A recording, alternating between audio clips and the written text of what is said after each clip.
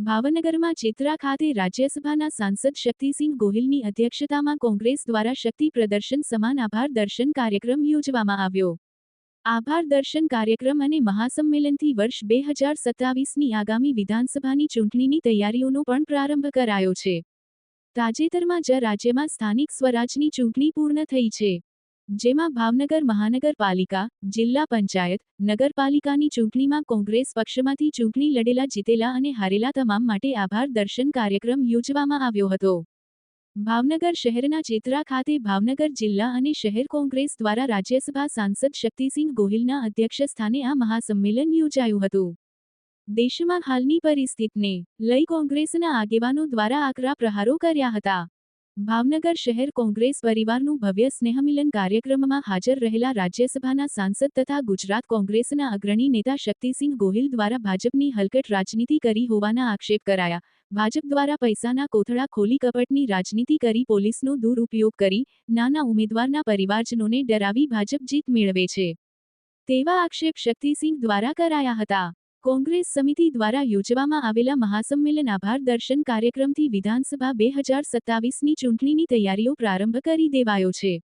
આ કાર્યક્રમમાં કોંગ્રેસના મહાનગરપાલિકા, જિલ્લા, તાલુકા, નગરપાલિકાના તમામ ઉમેદવારો, હોદ્દેદારો, શહેર જિલ્લાના આગેવાનો, બૂથ સ્તરે કામગીરી સંભાળનાર કાર્યકરો તેમજ વર્ષોથી કોંગ્રેસ માટે નિષ્ઠાપૂર્વક કાર્ય કરનાર કાર્યકરોને ખાસ ઉપસ્થિત રહ્યા હતા।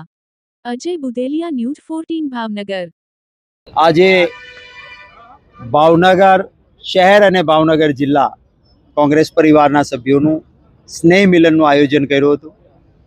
હું સૌનો દિલથી આભાર માનું છું કે ખૂબ વિશાળ સંખ્યામાં કોંગ્રેસ પરિવારના સભ્યો અહીં ઉપસ્થિત રહ્યા છે।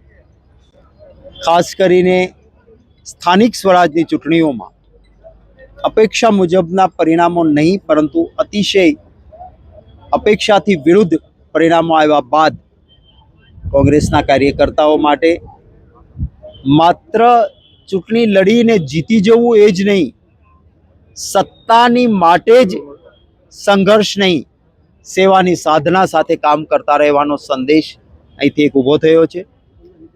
ભારતીય જનતા પાર્ટીએ જે લોકશાહીમાં માન્ય નથી એવા હાથગંડાઓ કર્યા, આપના બધાના કેમેરા સામે પણ ઘણી બધી બાબતો આવી। તંત્રનો દુરુપયોગ આવો ક્યારેય નહોતો થયો એવો થયો। ફોર્મ પાછા ખેંચાવી લેવા માટેના પ્રયત્નો, ખોટા કેસો, આજે પણ એક વડોદરામાં કોર્પોરેટર અમારા એને જેલમાં નાખવામાં આવ્યા। ખેર, આવા અત્યાચારો કે આવા પ્રકારની પદ્ધતિથી ઇતિહાસ સાક્ષી છે। અંગ્રેજો પણ આવું જ કરતા હતા, એનું શાસન સલામત ન રહ્યું, ના કંસનું શાસન સલામત રહ્યું। આખરે લોકશાહીમાં લોકસેવા એ આખરી ધ્યેય હોવું જોઈએ। સત્તા મળે તો સેવાની સાધના કરવી જોઈએ। સત્તા મળે તો બાકીનો અવાજ દબાવીને અન્યાયી ગેરકાયદેસર રીતે તંત્રના દુરુપયોગ આ ન થવા જોઈએ।